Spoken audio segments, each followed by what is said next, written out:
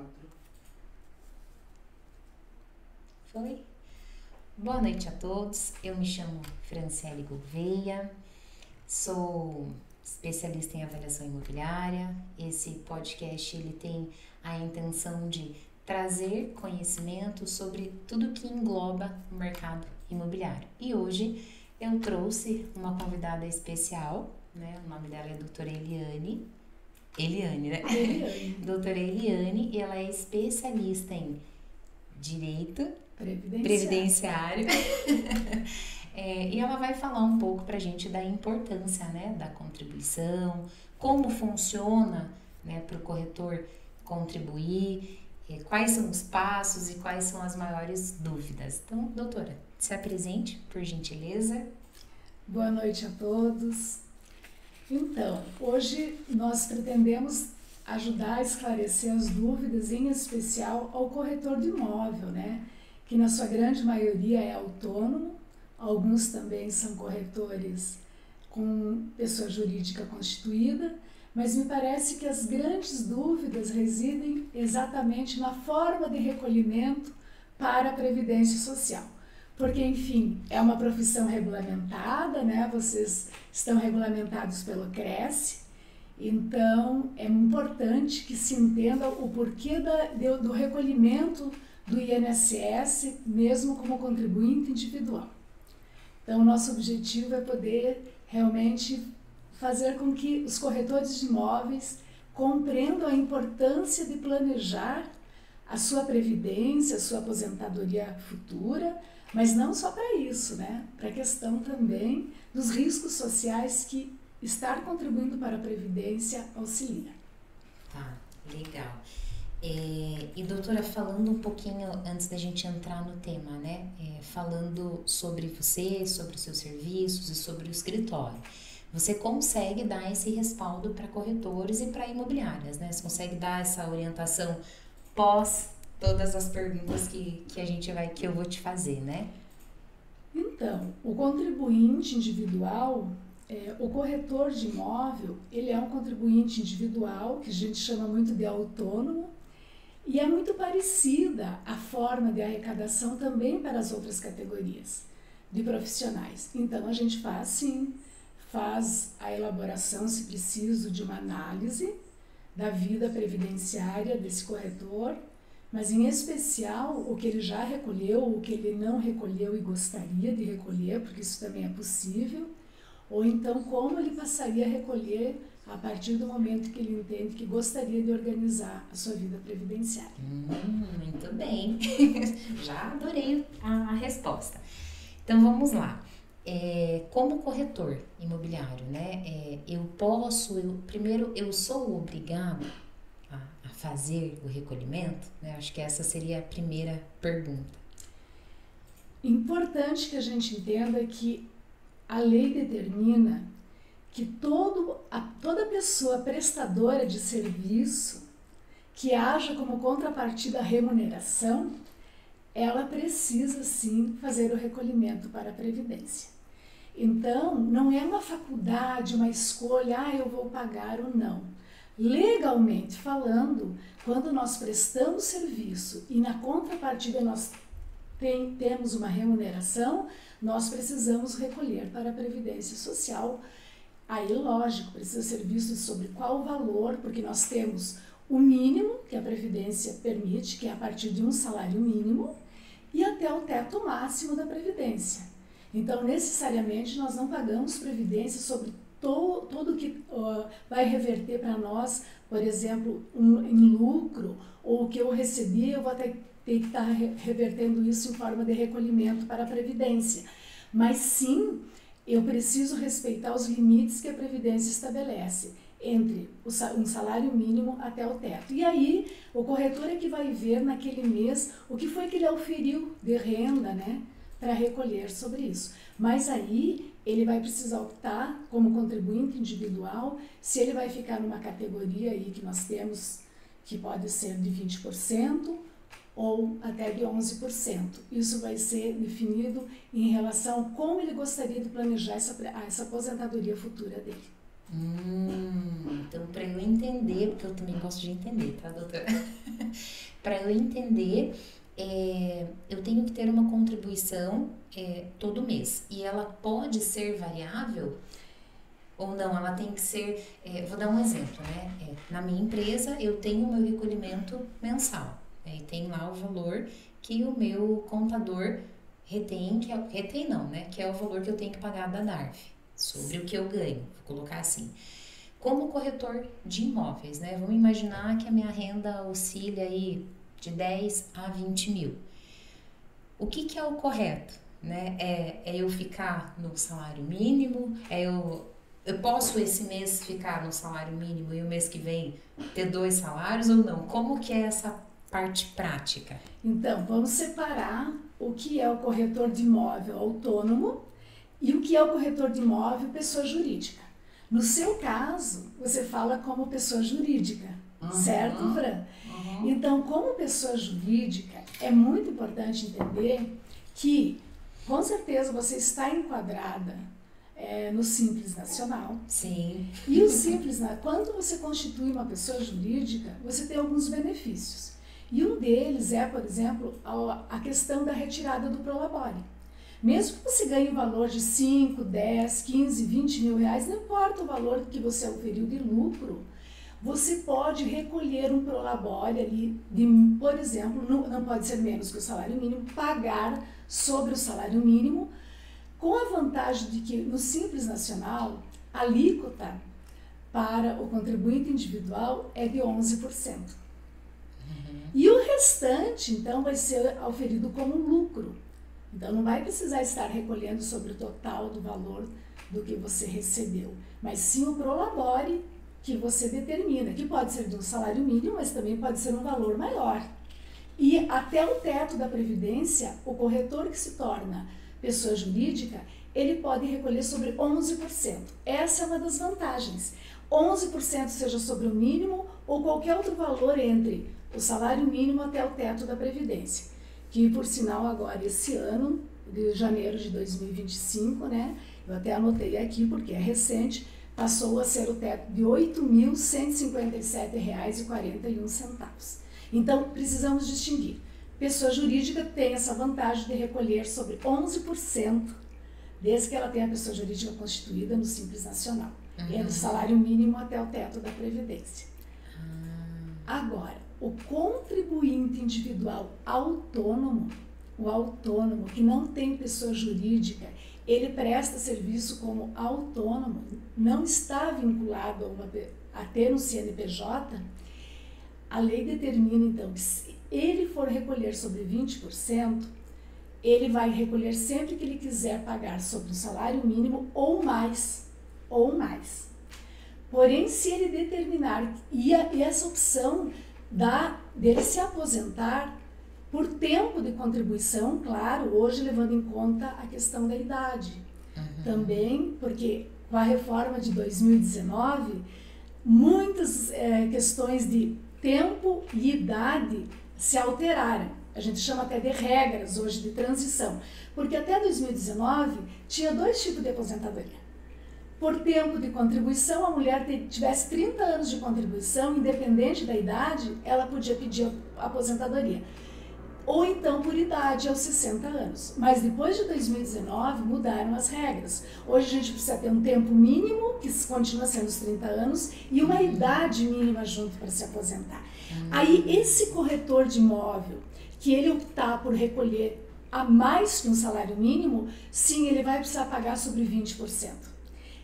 Agora, se ele escolher se aposentar por idade só e aceitar que ele vai receber um salário mínimo, ele pode optar pela opção de 11% para o recolhimento. Então, tem regras. Eu não posso pagar...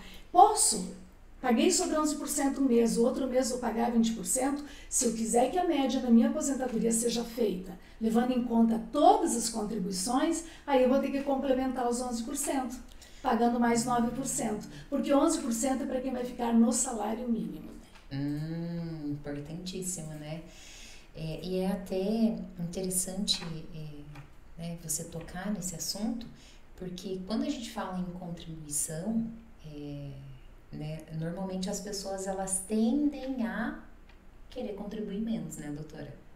né? Então, assim, é natural. Natural, né? Eu quero dizer, é uma coisa comum, né? Então, é legal a gente deixar claro, porque se eu for contribuir menos, eu tenho que, né, cumprir as exigências para que eu tenha direito de contribuir menos, mas também o meu salário lá na frente, né? A minha aposentadoria, vou colocar assim, ela também vai ser menor, né?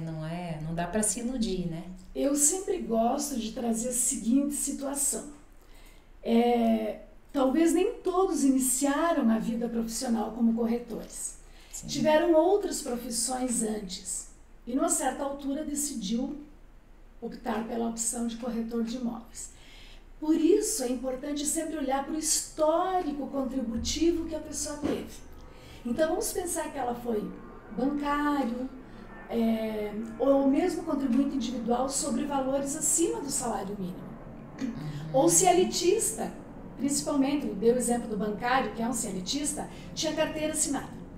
Então, a média, vamos pensar que ganhava sempre acima do salário mínimo, uma média de 3, 4, 5 mil reais. Quando se torna um contribuinte individual e vai fazer a opção de pagar sobre 11%, é importante entender essa regra, que o 11% ele só é aceito para o salário mínimo. Então, eu sempre dou a dica, se você tem um histórico de contribuições em outras categorias, ou foi um cialitista de carteira assinada com contribuições mais altas, é importante que seja olhado para o seu CNIS, que é o Cadastro Nacional de Informações Sociais, que está dentro do INSS, que todos podem acessar por meio da senha do meu INSS. E ali verificar, bom, eu tenho contribuições mais altas, talvez seja importante eu continuar contribuindo sobre os 20%, mesmo que seja no salário mínimo, para poder ser feita a média de todas as contribuições que teve ao longo da vida. Porque se eu fizer uma contribuição no salário mínimo de 11%, para que sejam consideradas as contribuições anteriores mais altas, eu vou precisar complementar esses 11% com 9%. Então, são duas situações distintas. Se eu recolhi a vida toda no salário mínimo, muito que bem, eu posso ficar no 11%. Muito que bem. Muito que bem. É uma expressão aí que o povo usa. Posso continuar no 11% da minha contribuição. Porém, se eu já tive contribuições mais altas, eu pretendo ter um benefício melhor, eu preciso fazer um cálculo para ver se realmente vale a pena eu ficar nesse salário mínimo de 11%, que vai ser reduzido, ou se vale a pena eu complementar e realmente recolher sobre 20%. Tá, então é como se eu fosse, vamos imaginar que eu sou uma bancária, saí do banco, que é o caso da doutora, né?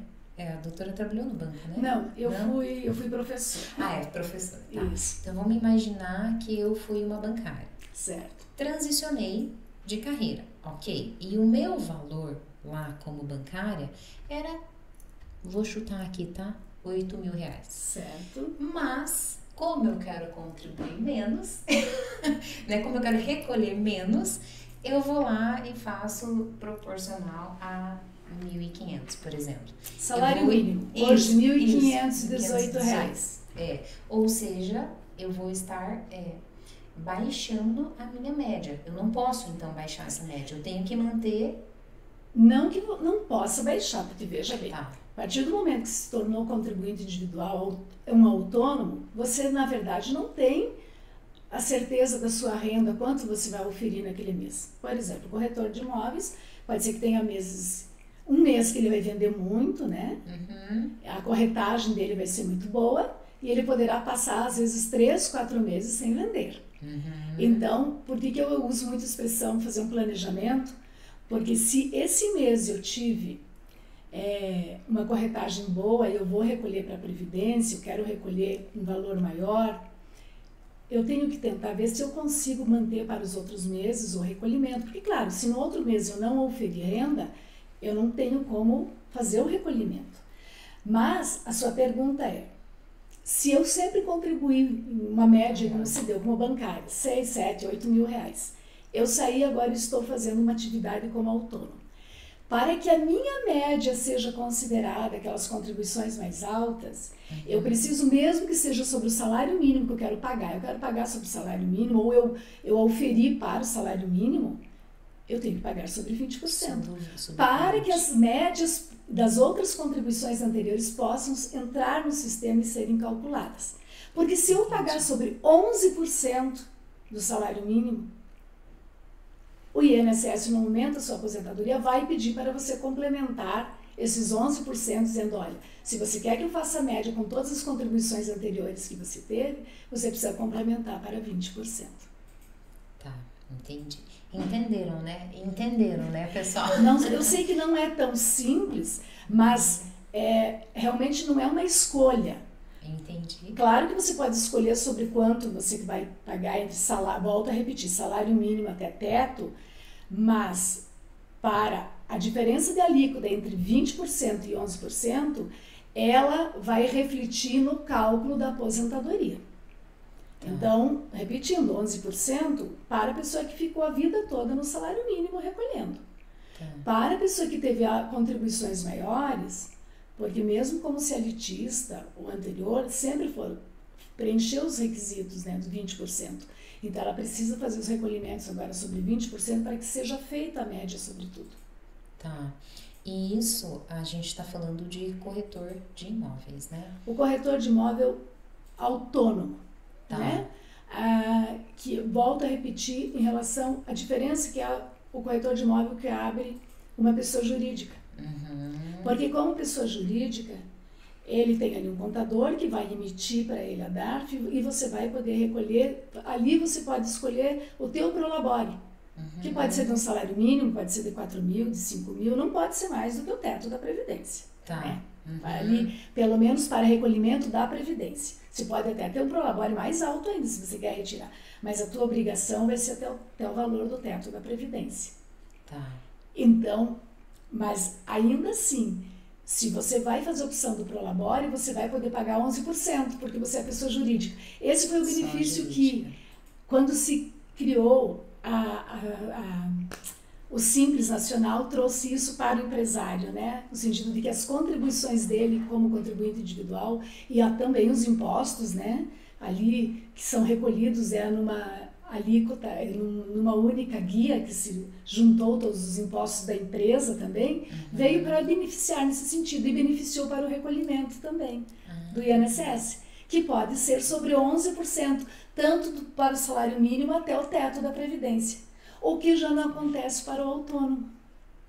O autônomo, se ele recolher sobre o salário mínimo, ele pode pagar 11%. Agora, se ele contribuir a mais, ele vai ter que contribuir sobre 20%. Se ele recolher a mais. Então a gente acaba indo por um caminho, né, que precisa sim ter o CNPJ, mesmo como corretor autônomo, né, doutora? Eu acho importante, claro, sentar com o contador, fazer uma análise, um levantamento, ver como que se dá, tem que ver a realidade de cada um, né? Mas se as vendas, dependendo do quantitativo no ano, talvez seja bastante interessante, sim, constituir uma pessoa jurídica. Só que daqui a pouco, com certeza, vai ter alguém que vai se questionar, mas e por que então não pode ser o MEI, né? Por que não pode ser o MEI? Eu estava aqui me coçando para fazer essa pergunta. Eu sei, mas eu gostaria que vocês também soubessem se pode ou não pode. Por que não pode ser o MEI? Pulei aqui uma pergunta. Por que não pode ser o MEI, doutora? Então, é importante entender que o MEI, que é o microempreendedor individual, o MEI foi criado para aquelas categorias que exatamente não eram regulamentadas. Então, veja, o corretor de imóvel, ele é uma atividade regulamentada, tanto que vocês estão vinculados ao CRESSE. CRESSE e COFESE. Certo? E toda atividade regulamentada não pode estar enquadrada no MEI. Se você pegar a lista lá de quais são os profissionais ou as atividades que podem abrir como MEI, você vai ver que você não vai encontrar o corretor de imóveis. Então, está errado o corretor de imóvel que está lá pegando, emitindo aquela guia, pagando 5%, porque eu até entendo. Puxa, já que é para o salário mínimo, por que eu vou pagar 11%, vou pagar 20% se eu posso pagar 5%. Primeiro, porque o corretor de imóvel, repetindo, é uma categoria regulamentada, ele não se enquadra no MEI. E, como ele é uma categoria regulamentada, ele pode pagar o salário mínimo mais em cima ou de 11%, ou então, como contei antes, se ele já teve contribuições anteriores mais altas, ele precisa fazer sobre 20%, mesmo salário mínimo, para que na média possa ser calculado todas as contribuições. Entendi, ou seja, nós, corretores de imóveis, não somos MEI, ponto. Não temos o direito de ser MEI, essa é a verdade, né? Perfeito, doutora, muito esclarecedor. Eu até vou acrescentar mais, né? Lembrando que o MEI, ele tem um teto, né, de faturamento mensal e que exatamente ele foi criado só com a seguinte opção: aposentadoria só por idade, né? E não mais do que um salário mínimo. Não adianta eu querer pagar MEI mais do que o salário mínimo, não existe essa possibilidade. Então, para quem que ele foi criado? Foi criado para aqueles prestadores de serviço que não têm uma categoria regulamentada. Por isso que veio para a manicure, veio para o pintor, veio para o eletricista, para a cabeleireira, porque não existe uma entidade. Eles não estão sob o manto, né, como vocês corretores que têm o CRES. Nós, advogados, temos a OAB. Então, foi criado para essas categorias. Então, para elas é permitido o MEI. E, repetindo, salário mínimo e tendo direito à aposentadoria somente por idade, não por tempo com a idade junto, só por idade. E esses são os dois critérios que diferenciam para o MEI. Tá, então, se eu sou corretora de imóveis e eu sei que tem corretor de imóveis que acaba sendo MEI, eu não estou, então, e não vou conseguir recolher da forma legal, e não estou legal, né, com relação ao imposto, né, com relação às minhas obrigações para contribuição, né?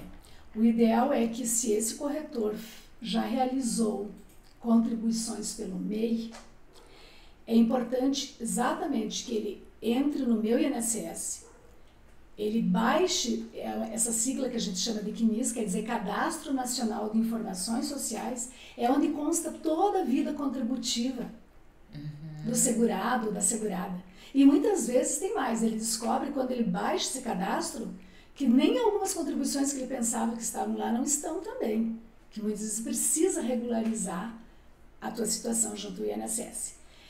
O que vai ser necessário para que para que se conte esses meses, esses anos que foi recolhido como MEI? Foi pago 5%. Então, se for sobre o salário mínimo, é importante que esse corretor vá e faça a complementação e modifique o seu código para contribuinte individual. E ele faça a complementação, quer dizer, ele vai ter que pedir baixa. A primeira coisa é pedir baixa do MEI.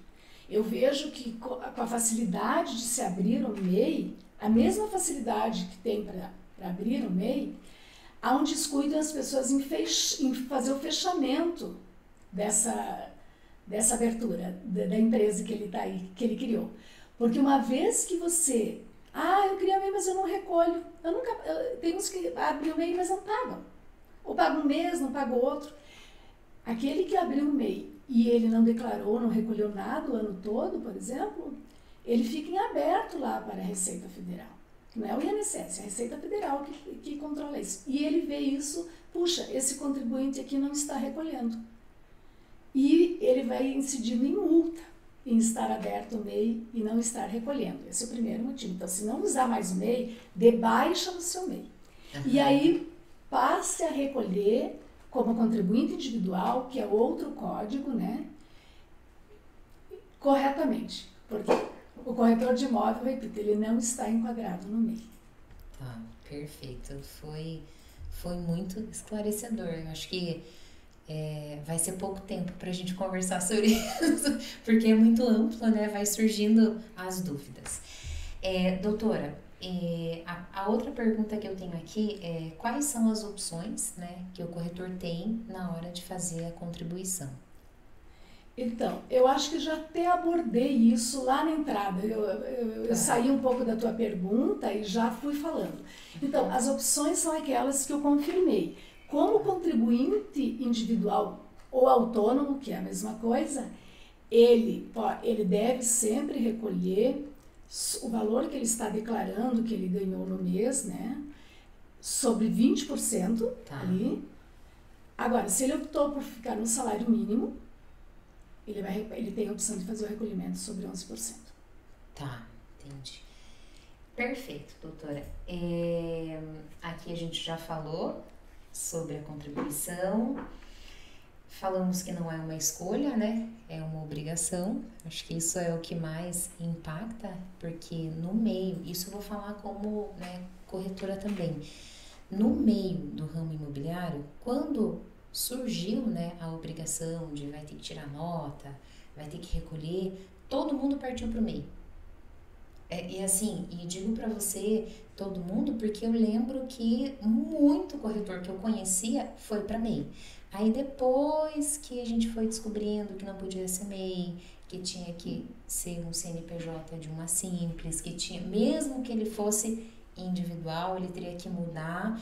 Então, muita gente se perdeu no caminho, né? Porque daí quando você sai de uma contribuição de 5 e vai para uma contribuição de 10, de 11 ou de 20, como corretor imobiliário, a gente questiona, né? Poxa, mas eu não vou usar. Aí tem uma outra pergunta que eu vou te fazer, né? Poxa, a gente contribui, né? Qual é o benefício, né, desse recolhimento? Isso é uma... Essa pergunta é fundamental.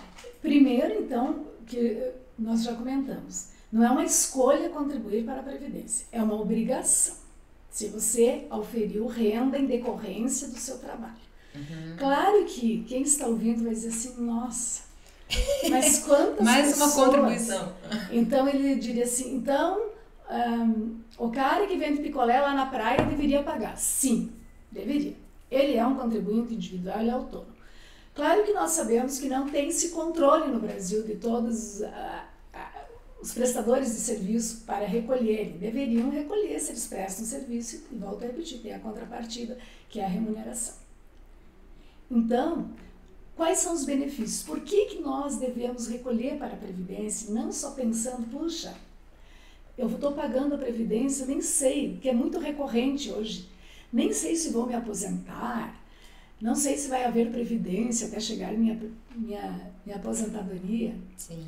E eu sempre gosto de lembrar, quando eu olho para as pequenas cidades ou as grandes cidades, eu vejo que a economia dessas cidades, na grande maioria das vezes, é movimentada pela aposentadoria das pessoas do salário mínimo, que é a grande maioria no Brasil aposentado pelo salário mínimo.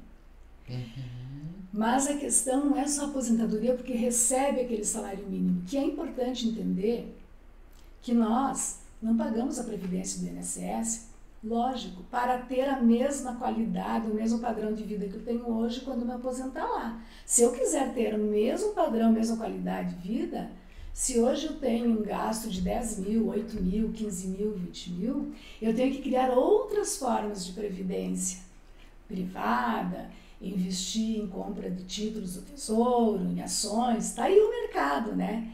Para que eu tenha essa renda que hoje eu falo, puxa, como que eu faço para manter o padrão de vida que eu tenho hoje? Não vai ser por meio realmente da Previdência Social. Claro que se você ganha até o teto ali da Previdência, uma média pela Previdência, você teria que estar vindo recolhendo praticamente sobre o teto aí uma vida toda, o que é bastante difícil, porque a gente não inicia no teto, né? Exatamente. Mas a questão da Previdência não é então só pensando na aposentadoria. É porque quando eu estou contribuindo, eu estou me protegendo de riscos eventuais, dos chamados riscos sociais. Por exemplo... O que são riscos sociais, né, doutora? Você pegou uma gripe ali, passamos aí, né, os anos aí que tivemos a Covid, Exemplo, às vezes, da pessoa realmente ficar internada, afastada, mas não precisa ser qualquer outra doença. Uma cirurgia de emergência, um acidente que eu sofri sem esperar.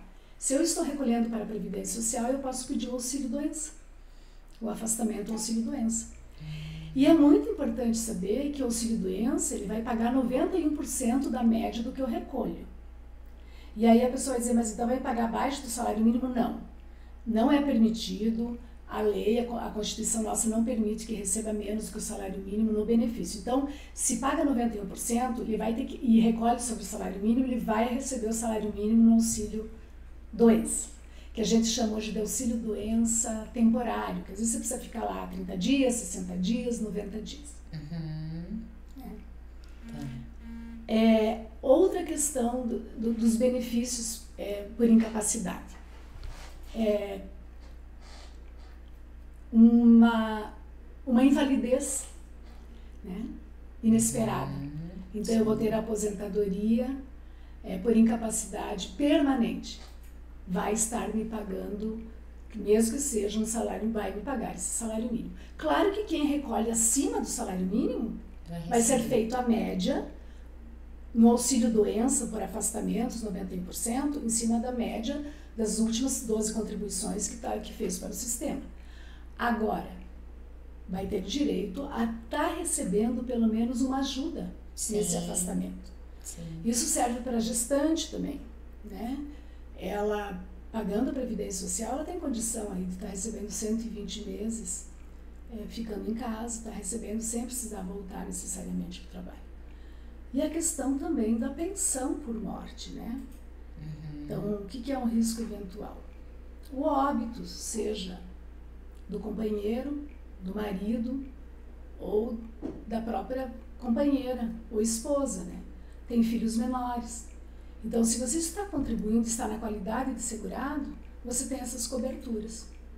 Se você não está contribuindo e no momento que ocorrer uma dessas fatalidades você não vai estar coberto, você não vai poder entrar com o pedido desses benefícios. Principalmente se já perdeu a qualidade de segurado. Porque é importante saber que na Previdência também você contribui e se você parar, você fica por um período com cobertura, que a gente chama período de graça. Por até 12 meses, dependendo do tempo de contribuição. E mais do que isso, se tiver um período lá mais longo de contribuição, mais de 10 anos, ele pode chegar a 24 meses o período de cobertura e ainda assim você pode entrar com o pedido de um benefício se ocorrer alguma coisa nesse meio tempo. Então, é importante estar na qualidade de segurado.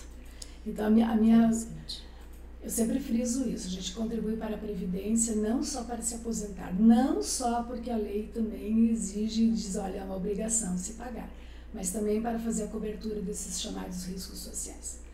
Porque, claro, que às vezes a pessoa fala, não, mas eu tenho um seguro de vida, alguma coisa, né? Mas, que bom, é bom se você puder acionar a Previdência para receber esse mínimo que seja, e aí eu poder liberar esse seguro, caso esse seguro possa cobrir, né, o que você está vivendo. Lembrando que assim, né, doutora, eu até passei por uma experiência, né, e realmente eu não sabia, né, de como a contribuição, ela é um benefício para a pessoa que, como a senhora falou, né, de repente ela vai ficar sem nada e isso ajuda. Não vai suprir a vida que ela tem, ok, mas quando a pessoa contribui certinho, ela pode sim, né, usufruir desse benefício. E vou dizer que muita gente não sabe, né? Normalmente eu já sentei para conversar com muita gente, né? E pessoas assim que são muito bem informadas e formadas já, né? Em várias graduações, e muita gente não tem o conhecimento, né? Que a senhora tá me trazendo aqui. Então, isso é importante, eu acho que trazer isso à tona como informação. Eu sempre digo que a informação ela é libertadora, né? Então, a partir disso, eu consigo tomar a minha decisão, sabendo o que é bom e o que não é bom, né?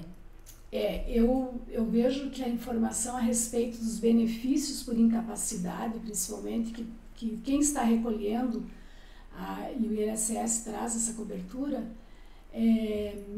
são fundamentais, principalmente para o contribuinte individual, para o autônomo. Porque ele não vai ter, ele depende da renda, do trabalho dele para ter a renda. Então, se ele fica doente, ele precisa ficar afastado, como eu disse antes, por uma cirurgia de emergência, né? Um acidente inesperado. Eu sei que a gente ouve muito nos noticiários, e é verdade, nós trabalhamos com isso e sentimos na pele, sentimos pelos clientes. O INSS não é uma autarquia hoje ágil na prestação desse benefício. Não é você entrar hoje e pedir lá o auxílio-doença e amanhã está já debitado na sua conta. Mas o direito existe, por mais que demore aí 90 dias, 120 dias, às vezes já até passou o período, já até retornou ao trabalho.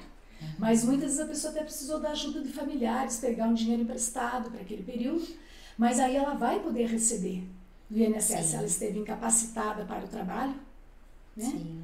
E até ressarcir, cobrir aquilo. Mesmo que ele pague posterior, muitas vezes é comum, ele acaba recebendo quando já até teve alta do período da incapacidade para o trabalho, porque eu estava falando antes, a pessoa pode ficar doente, sempre é importante lembrar, o INSS paga o auxílio-doença para a pessoa, desde que ela prove que ela está incapacitada para o trabalho. Né? Precisa provar que está incapaz para aquela atividade que desempenha para receber o auxílio-doença.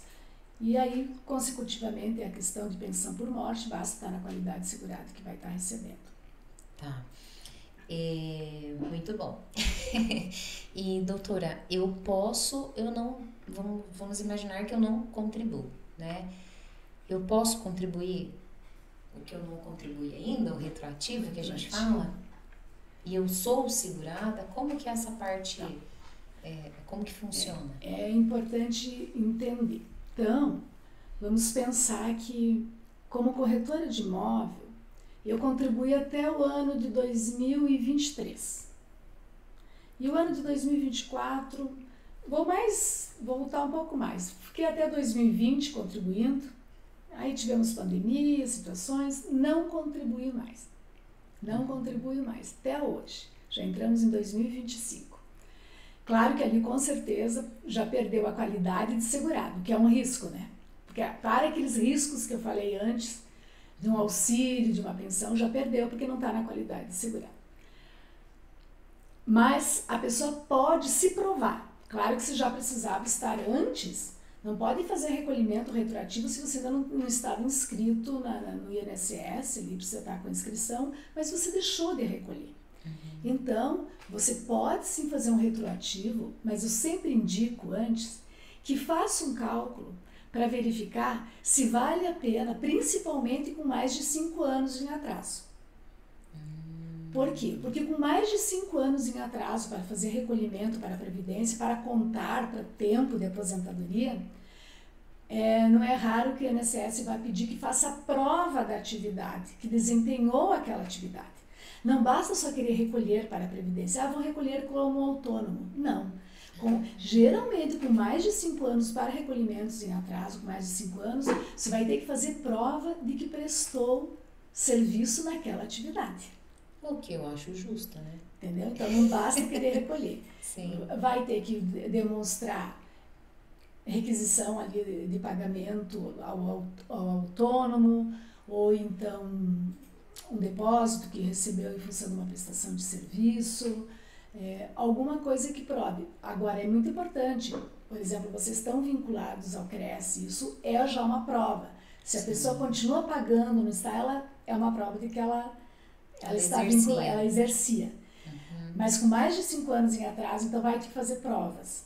Já dentro dos 5 anos, por exemplo, pegando agora de 2025 até 5 anos para trás, geralmente pode sim fazer o recolhimento, não é comum que o INSS peça para fazer prova da atividade. Só que, como repito, é importante fazer o cálculo, principalmente com mais de 5 anos em atraso, para verificar o valor que vai ser investido, se vale a pena, porque os juros também do INSS não são tão atrativos assim, né?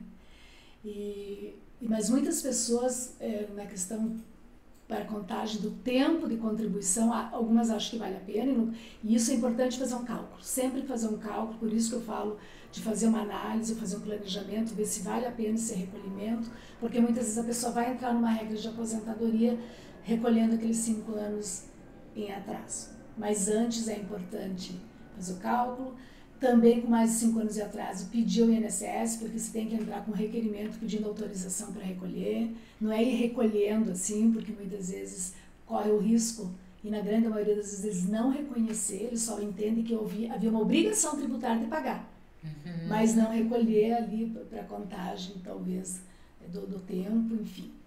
E lembrando que recolher para trás também não vai ajudar em adquirir ali a qualidade de segurado, se já havia pedido, com certeza já perdeu a qualidade de segurado.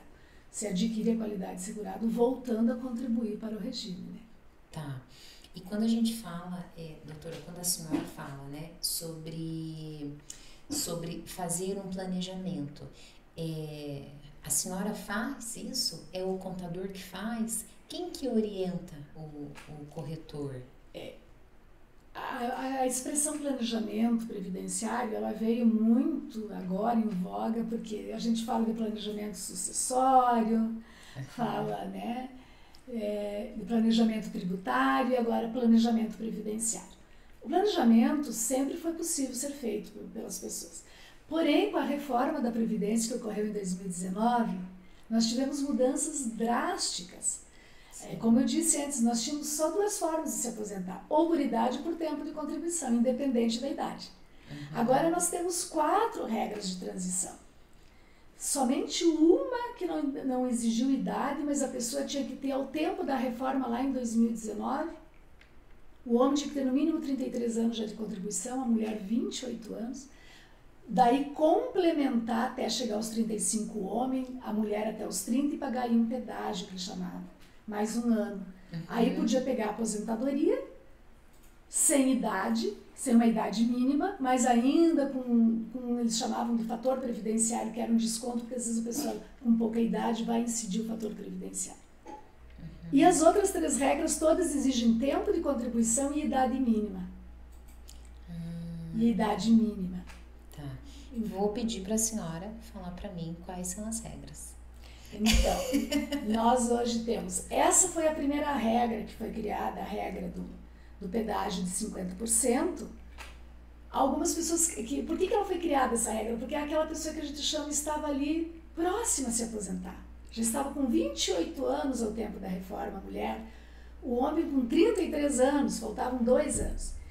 Então eles criaram essa regra mais flexível, no sentido de que você preenche trabalhando os anos que faltam, para completar os 30, para a mulher, os 35 para o homem, paga um pedágio, por isso que eles chamaram de 50%. 50% o que é 50% do tempo que faltava? Faltava 2 anos, paga mais 1 ano trabalhando. Então se aposenta com 36 o homem, como se fosse 31 anos a mulher. Tá. E ali foi uma das regras. Aí hoje nós temos a regra do pedágio, de 100%. Ali a mulher já tem que ter a idade mínima de 57 anos.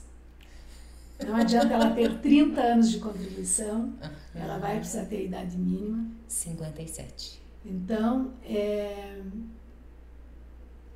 muitas vezes poderá falar, nossa, então eu vou ter que trabalhar até os 35. Porque ela precisa, as duas precisam caminhar juntas. Ter o tempo e ter a idade. Mas, daí nós temos a regra dos pontos, que chamam também, porque daí é somado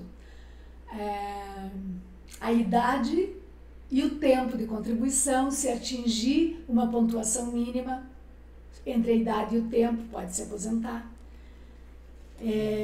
Temos daí também a regra da aposentadoria por idade, que essa mudou, antes era 60 anos para a mulher, daí foi mudando ao longo ali, depois da reforma, agora é 62 anos, o homem foi mantido 65 anos, só que mudou o cálculo também. Então, assim, nós teríamos que ficaria um tempo longo para explicar o que é o ideal. Numa simulação do INSS, que é possível fazer hoje pelo próprio site, ele vai trazer uma simulação em qual regra provável o segurado ou a segurada está.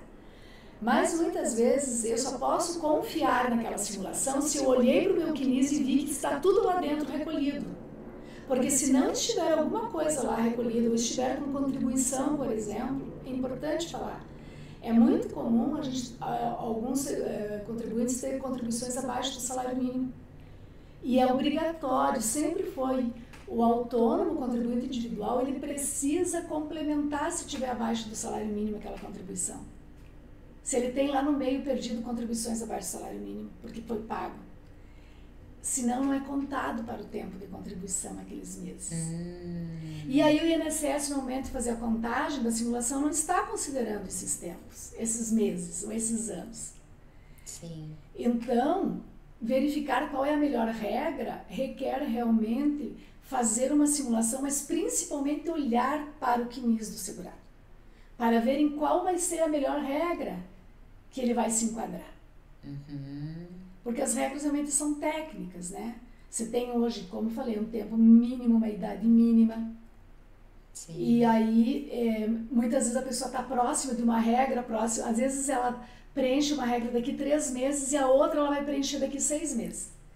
Aí ela fica, qual que eu devo pegar? E por isso que é feito todo um cálculo, aí ele vai analisar qual é o melhor benefício, os valores que vai receber. Então, hoje eu vejo que todo segurado precisa entender em qual regra ele vai se enquadrar. Se infelizmente, ou não, porque não é que seja ruim a aposentadoria por idade, mas depende de como foram essas contribuições, talvez ele só vá pegar na aposentadoria por idade mesmo, lá no limite. Nossa, é bastante informação, né? Por isso que eu acho que é importante ter um profissional que conduza você, né? Pelo menos para que você saiba qual é o primeiro passo, para depois efetivamente você começar a pagar alguma taxa ou a recolher alguma coisa, né, doutora? É o que eu costumo indicar. A dúvida da maioria das pessoas então, eu como autônomo, sobre qual valor eu devo recolher? Tenho que repetir, eu não tenho opção de escolher o valor como autônomo, porque a lei diz que eu devo pagar sobre a remuneração aí que eu oferi entre salário mínimo até o teto, né? Ou então se eu vou ficar na opção ali do salário mínimo. Sim. Tudo bem.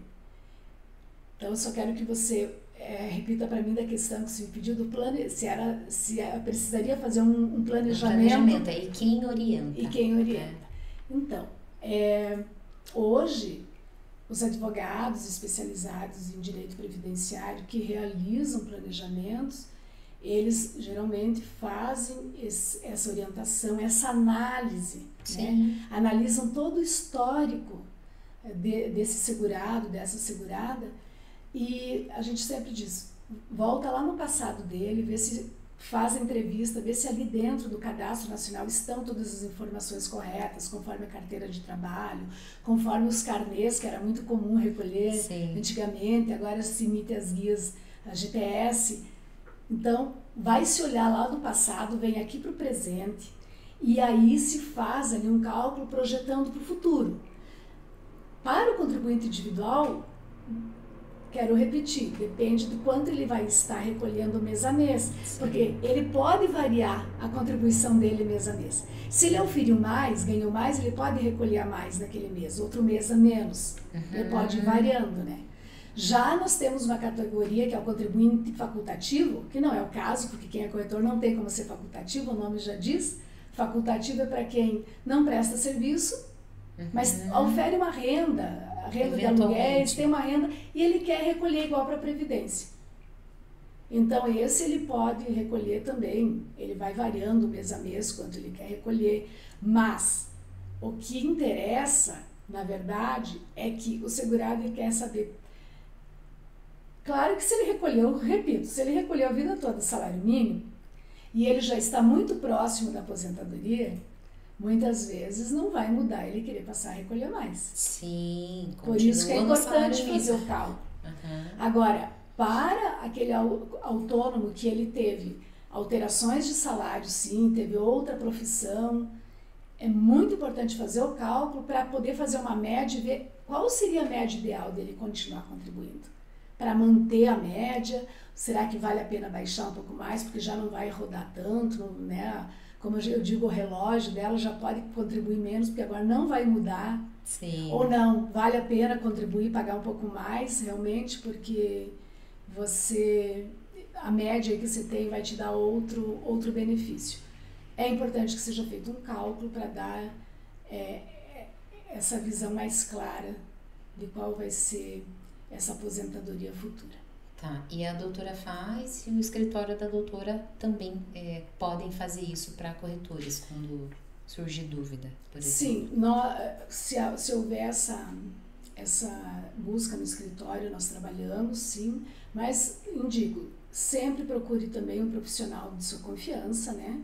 Sim. Porque às vezes a pessoa já tem também alguém que esteja cuidando dessa análise, ou já está até em fase de aposentadoria.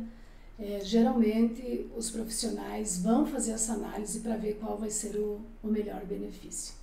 Tá, entendi, doutora. Então eu posso consultar também o meu contador, que é quem vai ter o acesso a esse, como que é o nome? O CNIS? Ao CNIS? Olha, o contador, na verdade, ele sabe do CNIS, ele sabe que ali estão as contribuições do segurado. Uhum. Mas eu sempre digo, o grande papel do contador é sempre se preocupar muito mais com a empresa da gente, né? Ótimo. E claro que ele já sabe que ele paga, ele ali já faz a guia, já faz o recolhimento do prolabore de quem tem pessoa jurídica constituída. Mas para a Previdência Social, eu sempre indico que é melhor buscar um especialista da área previdenciária. Porque essa análise ali do teu cadastro nacional, se você tem dúvidas, o contador, ele nem sempre vai poder te responder se aquilo está correto. Não, porque ele tem que analisar. Vamos pensar que você passou a ter o contador de 2020 para cá. Uhum. Ele não conhece a tua vida contributiva antes, para te dar um parecer. Ele entende do que ele pagou para você ou emitiu a guia de 2020 para cá. Então, o ideal é que seja realmente um profissional da área previdenciária que entenda de planejamento, de cálculos, para poder demonstrar aí qual a melhor opção para esse investimento. Tá, ou seja, um especialista. Sim. Ponto. O que hoje é bastante divulgado, repito, depois de 2019, com a reforma da Previdência, passou a ser bastante divulgada essa expressão planejamento previdenciário, em função da necessidade mesmo da pessoa planejar, dela olhar para a vida contributiva dela. E por quê? Porque daqui para frente tudo mudou, né? Se ela não tinha conseguido preencher a regra para se aposentar até 2019... Sim, agora o negócio apertou mais. Muitas coisas. Então ele precisa olhar isso com atenção, ver se está fazendo corretamente, se está contribuindo adequadamente. Tá. Essa é a função de fazer um planejamento. Tá, e essa primeira consulta eu consigo fazer, por exemplo, do INSS, do CNIS, eu entro no site, faço, coloco os meus dados, é simples, doutora. Esse primeiro passo eu consigo sozinha, para daí, opa, não estou entendendo nada, eu preciso de alguém aqui. Hoje no aplicativo do celular, né, Uhum. a maioria das pessoas tem o gov.br baixado, que hoje serve para várias situações, né? Assinatura digital, enfim. Mas ali dentro do gov.br tem o site do meu INSS. Baixou o aplicativo do meu INSS, com o CPF você cria uma senha, hoje é muito feito por meio do reconhecimento facial, por uma questão de garantia, né? Mas criou a senha e o CPF, você vai ter acesso, vai abrir o meu INSS, e ali vão ter várias informações. E entre elas está lá, CNIS Extrato. Extrato. Ele vai ter ali 3 opções. Ano civil, às vezes ele vai apresentar só as contribuições desse ano. Então é muito importante você pedir na opção todas as contribuições e remunerações. Porque quando você coloca essa opção de todas, ele vai puxar da tua vida toda. E quando você vai olhar lá dentro, você vai ter uma ideia se esse teu extrato, que é o teu histórico que o INSS tem, ele realmente está correto ou não. Muito comum, por exemplo, às vezes a gente vê no CNIS do segurado, quem teve carteira assinada, sem data fim fechada lá no CNIS, mas tem a carteira de trabalho fechada ou não. São detalhes importantes. Ou então contribuições que ele ainda tem o carnê guardado e você vai lá, não estão aparecendo no extrato. Precisa ser entrado com requerimento, um pedido para o INSS antes da aposentadoria, pedindo que sejam anexadas lá no teu extrato aquelas contribuições. Porque senão ele vai somar, vai fazer tua média com o que está dentro do extrato. Sim. Agora, se a pessoa não conseguiu realmente entender o extrato com clareza, porque tem muitos indicadores nesse extrato. Quando a pessoa está com algumas questões como contribuições abaixo do mínimo, que não pode, que daí não é contado para o tempo, né, de contribuição, tem os indicadores, às vezes a pessoa não compreende o que significa aquela sigla, indicador. Então, hoje é possível também saber, né, dando um Google aí você vai descobrir, mas com mais clareza, dando um parecer mais completo, em que possa apresentar melhor regra de aposentadoria, melhor renda mensal que ele vai obter no futuro, por meio do especialista fazendo um planejamento, sim. Entendi. Perfeito, doutora. Estamos chegando ao fim, né? Eu queria que a senhora trouxesse aí uma reflexão sobre a previdência, falei certo, né? E sobre a importância dela. Eu acho que mais do que esse bate-papo que a gente teve, é trazer para a pessoa que está assistindo trazer essa clareza para ela e esse entendimento, né? De que, poxa, não é algo, por exemplo, que o governo obriga, não, é uma coisa que realmente é uma obrigação, mas realmente temos o benefício, né? Quando fazemos a nossa parte. Então, traz pra gente uma frase aí de reflexão sobre isso, né? Eu sempre digo que quem planeja a Previdência está um passo à frente. Por quê? Por mais que a gente ouça críticas, não dá para viver da Previdência, não vale a pena, eu volto a repetir. A história mostra e a gente precisa olhar isso para os nossos avós, talvez para os nossos pais, que no final, primeiro, se eu pago é um direito que eu tenho de receber. Não importa se eu tenho outras formas de previdência privada, outras formas de investimento. Mas na grande maioria das vezes, em levantamentos estatísticos que a gente tem, é que as pessoas não têm outras formas de previdência, a não ser, às vezes, essa da previdência ou nem essa. Então, eu vejo que a previdência social, ela é o primeiro passo. Primeiro porque eu tenho essa obrigação, então, como eu disse, de recolher, não é uma escolha, eu devo pagar para a previdência, se eu presto serviço, mas ela me traz essas garantias de pelo menos essa renda mínima, eu chamo de renda mínima, eu ter assegurado lá no futuro. Sim. Então, repito, quem se preocupa com isso, quem já planeja isso, já está um passo à frente da grande maioria das pessoas, porque principalmente a gente vê muito isso entre o jovem e eu já fui e eu sei que a gente tem essa sensação de que nunca vai chegar, né? Nossa, o tempo de eu precisar da Previdência ou eu precisar me utilizar dela para aqueles chamados riscos eventuais. Eu entendo ela como parte importante de quem planeja a vida, né?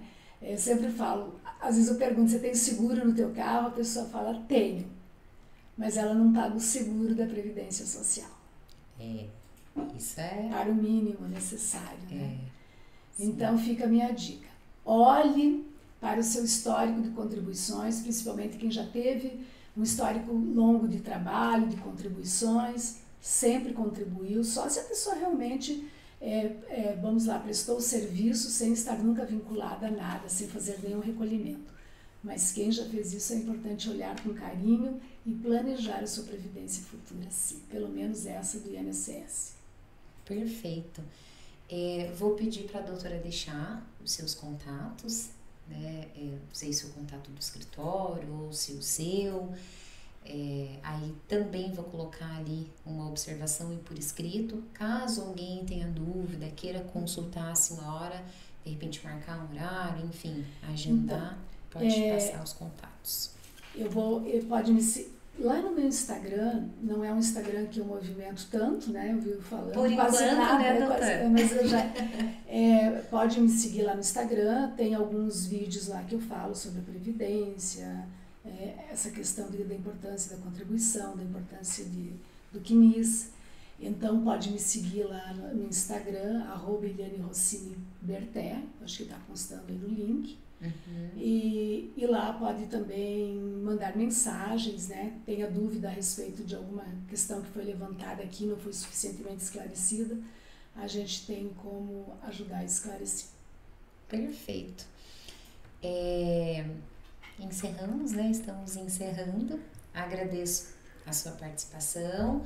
Vou já pedir aqui ao vivo e gravando também que você venha mais vezes, né? Porque eu acho que ainda vai ter bastante coisa que vai surgir dúvida, e é um tema que eu acredito que ele seja libertador, né? Muita gente vai perder aí um pouquinho do preconceito na medida em que a gente vai trazendo a informação, né? Então, obrigada, doutora, pelo seu tempo, né? Por ter se desprendido até aqui.